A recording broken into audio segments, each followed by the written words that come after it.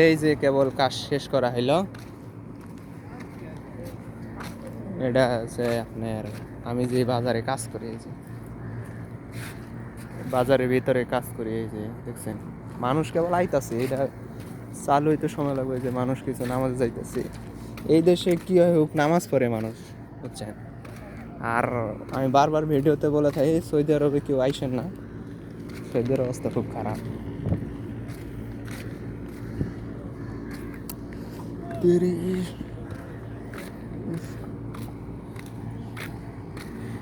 Saudi আরবের অবস্থা খুব খারাপ। আর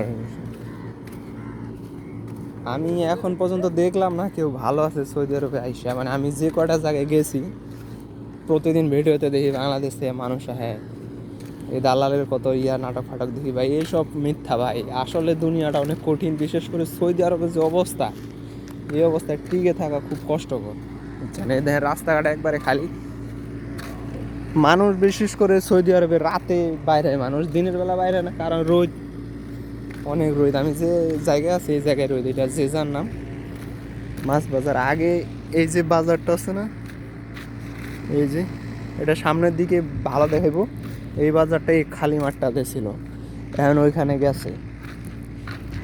আমি আইসি এনে তো নতুন নতুন আইসে এনে কাজ পাইছি অনেক কষ্ট করে। এক বাঙালি ভাই আমারে কাজ দিছে, দালাল আমারে কাজ দিবার পারে না। শালার এজেন্সি আমার জীবন নষ্ট করে দিছে, 6 লাখ টাকা খাইয়া একবারে জীবন ধ্বংস করে দিছে। কাগজপাতি কিছু নেই, পাসপোর্ট ছাড়া।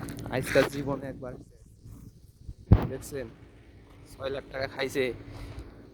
মরবো তো মরবো, যেদিন মরবো সেই দিন আরে দৌড়মু। শালার পুত আমার 6 লাখ টাকা খাইছো, জীবন শেষ করে দিছে আমার। এই যে সবাই ভালো থাকেন, সুস্থ থাকেন। আর সৌদি আরবে কেউ আইসেন না, সবার কাছে অনুরোধ রইল। এক কথায় মধ্যপ্রাচ্যে কেউ ঢুকেন না, সবার কাছে অনুরোধ রইল।